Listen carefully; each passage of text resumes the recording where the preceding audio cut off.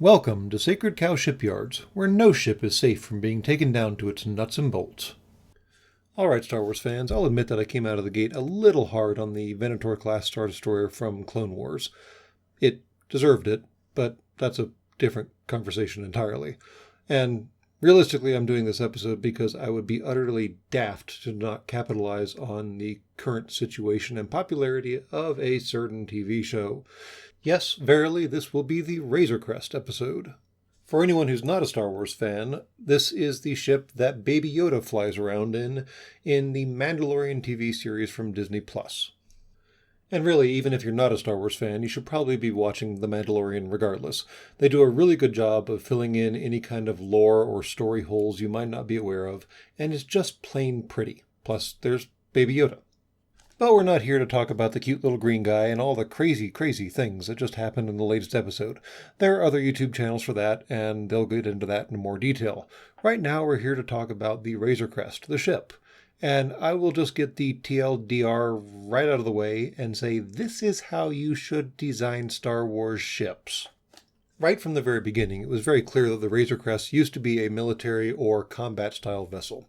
Those honking huge engines, those nice big guns right up front, and the ability to have a cargo bay that can carry troopers, weapons, or whatever else you want to tote around made it very clear that this is a fighter, not a lover.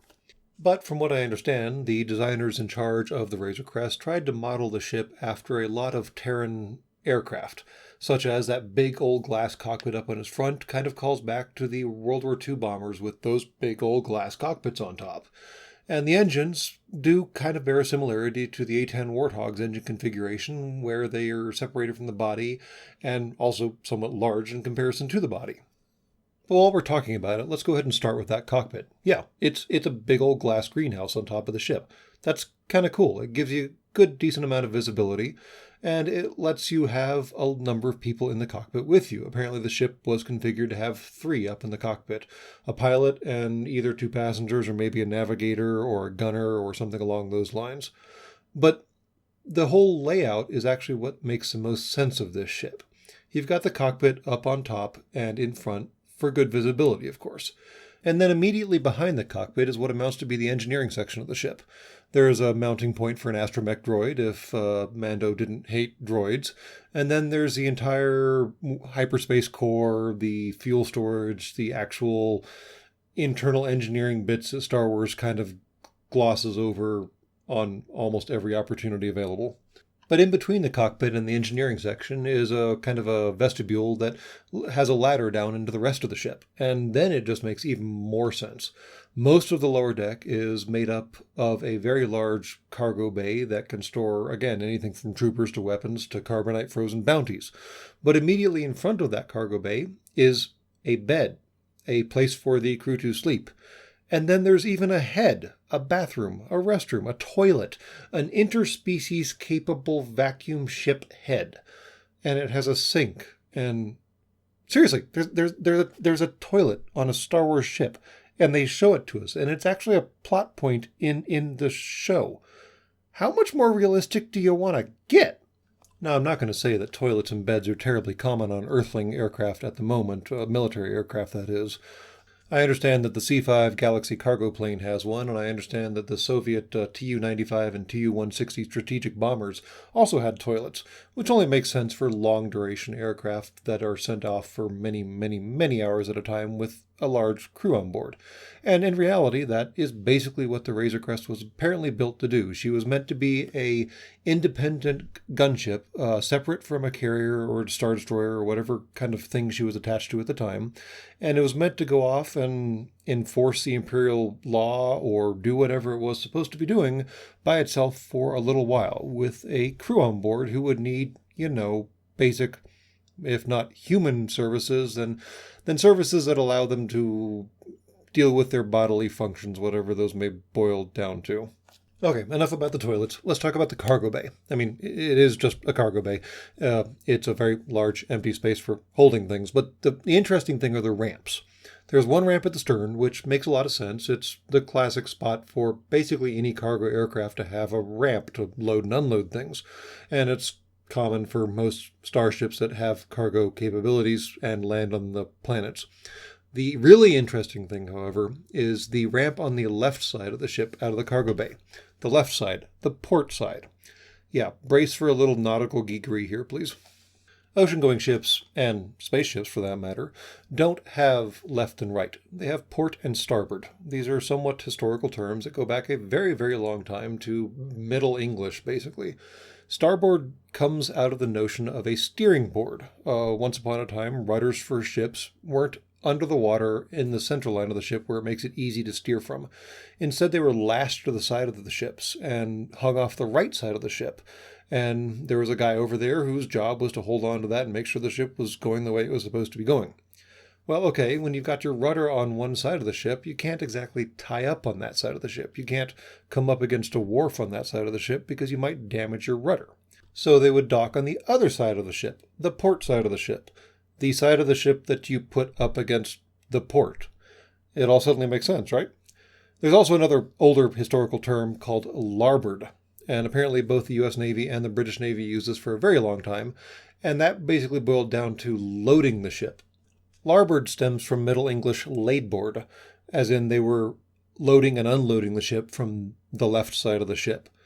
But obviously larboard and starboard sound way too much alike, so in the mid-1800s both the British and American Navy abandoned the term in favor of port and starboard.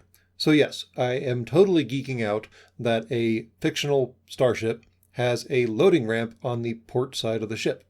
That is maybe accidental, but it's cool all the same. And if we're going to talk about steerageway, we absolutely have to talk about those engines that are on the sides of the Razor Crest. I would make the argument that they do bear a striking resemblance to a set of engines on a different ship in a different universe that we will get to at some point, but they don't actually work quite the same way. The Razor Crest's engines do not rotate in any visible or meaningful sense. Instead, what's interesting about them is they have various venting on them. She can throw up some vents and basically reverse her thrust in mid-air. She can also direct thrust downwards with vents that open on the ventral side of the engine pods to lift or land with. They actually thought about how these turbine-looking engines might behave like turbines that we have on Earth right now. I mean, clearly they're not. They're exo-atmospheric capable while also still being air-breathing when they get the chance. But a lot of Star Wars ships do have engines that kind of capitalize on whatever situation they're in, or making do with having absolutely nothing around them in the vacuum of space. And bear in mind, this is Star Wars. This is a universe where repulsor lifts do exist and flying cars are a thing, and landing a spaceship from orbit does not normally involve aerobraking, although apparently there are exceptions to that.